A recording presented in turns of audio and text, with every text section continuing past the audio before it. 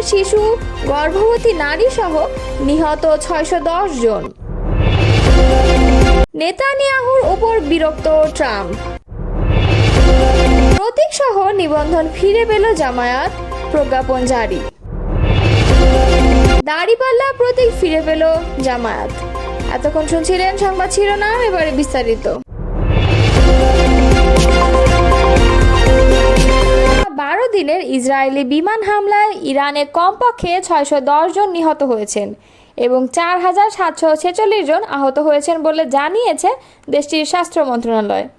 স্বাস্থ্য মন্ত্রণালয়ের মুখপাত্র হোসেইন কেরমানপুর সোমবার সর্বশেষ এ তথ্য জানান। তিনি জানান, নিহতদের মধ্যে 13 জন শিশু, যাদের মধ্যে সবচেয়ে ছোটটি ছিল মাত্র 2 মাসের। নিহতদের তালিকায় 49 জন নারী রয়েছেন, যাদের মধ্যে 2 জন ছিলেন গর্ভবতী। আহতদের মধ্যে এখনও 971 জন হাসপাতালে চিকিৎসাধীন, যাদের মধ্যে 687 জনের অস্ত্রোপচার করা হয়েছে। কেরমানপুর আরও জানান, 5 জন স্বাস্থ্যকর্মী নিহত, 20 জন আহত হয়েছেন এবং 60টি হাসপাতাল ক্ষতিগ্রস্ত এবং ধ্বংস হয়েছে। এর মধ্যে 6টি জরুরি সেবা কেন্দ্র, 4টি ক্লিনিক এবং 9টি অ্যাম্বুলেন্স রয়েছে। ইসরায়েল 13 জুন থেকে ইরানের বিভিন্ন পারমাণবিক, সামরিক ও আবাসিক স্থাপনায় একের পর এক বিমান হামলা চালিয়ে আসছে। এর পাল্টা জবাবে ইরানও করেছে প্রতিশোধমূলক অভিযান। তবে বেসামরিক প্রাণহানির সংখ্যা এবং স্বাস্থ্য খাতের ক্ষতি এখন পর্যন্ত আন্তর্জাতিক মহলের জন্য গভীর উদ্বেগের কারণ হয়ে দাঁড়িয়েছে। এদিকে আল জাজিরার প্রতিবেদন অনুযায়ী ইরানের হামলায় ইসরায়েলের নিহতের সংখ্যা এ পর্যন্ত 24 জন, আহত হয়েছে অনেকে। ইসরায়েলের স্বাস্থ্য মন্ত্রণালয় এই ব্যাপারে বিস্তারিত কিছু জানায়নি।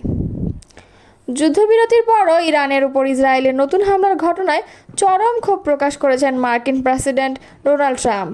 প্রধানমন্ত্রী বেনিয়ামিন নেতানিয়াহুর প্রতি বিরক্ত হয়েছেন বলে জানিয়েছে আল জাজিরার যুক্তরাষ্ট্র প্রতিনিধি ফিল লাভেল বলেন, ট্রাম্প স্পষ্টতই নেতানিয়াহুর প্রতি খুবই বিরক্ত। এমনকি বলা যায় তিনি নিজেকে বিশ্বাসঘাতকতার শিকার মনে করছেন। ইউরোপে একটি ন্যাটো সম্মেলনে যাওয়ার আগে সাংবাদিকদের সঙ্গে কথা বলেন ট্রাম্প। সেখানে তিনি বলেন, ইসরায়েল এবং ইরান দুপক্ষই যুদ্ধবিরতির চুক্তি ভেঙেছে, যা অত্যন্ত হতাশাজনক।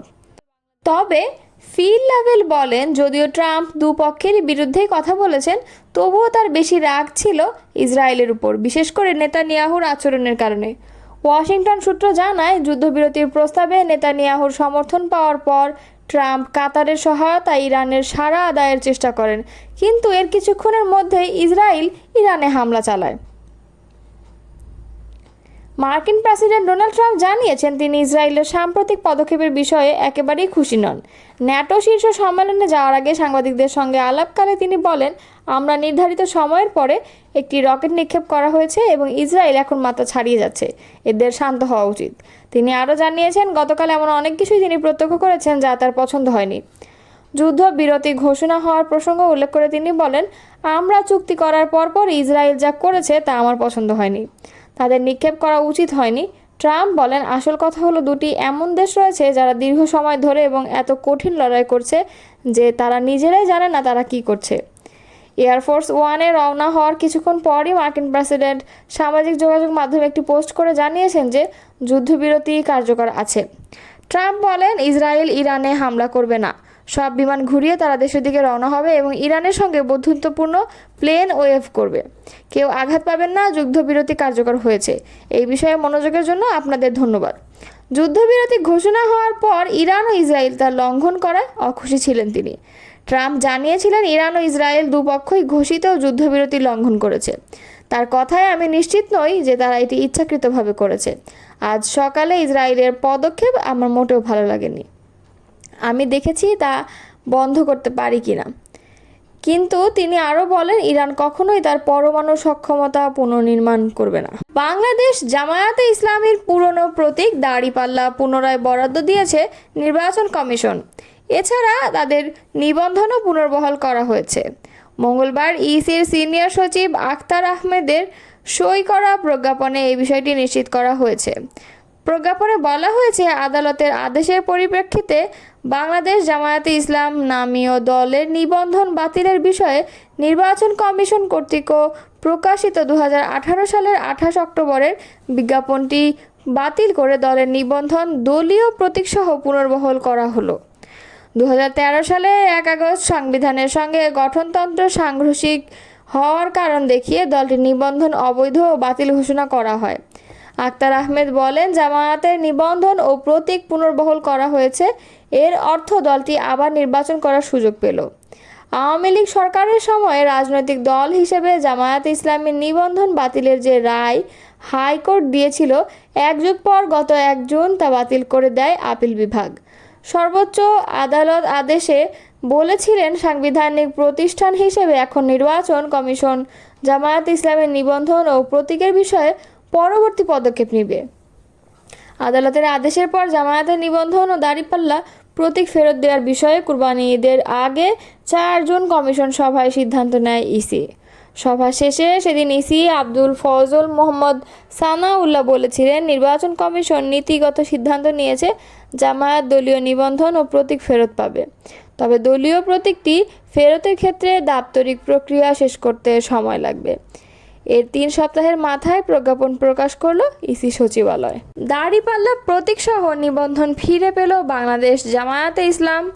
মঙ্গলবার নির্বাচন কমিশন থেকে জারিকৃত এক প্রজ্ঞাপনে এ তথ্য জানানো হয়।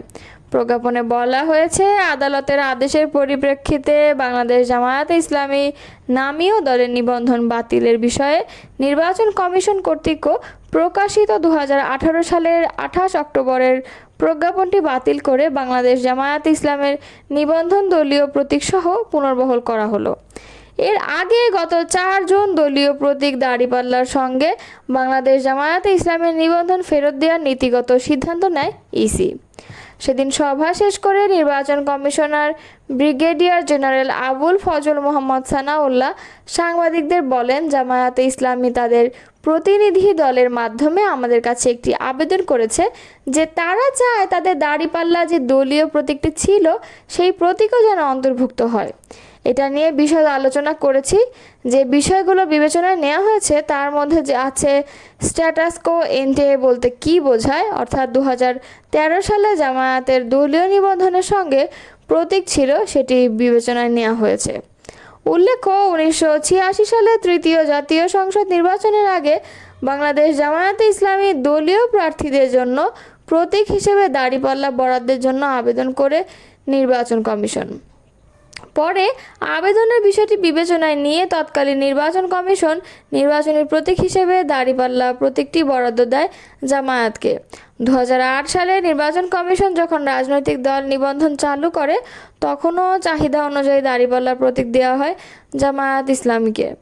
পরে আওয়ামী লীগ সরকারের আমলে হাইকোর্টে এক রিটের আদেশের 2013 সালের রাজনৈতিক দল হিসেবে জামায়াতের নিবন্ধন অবৈধ ঘোষণা করা হয়।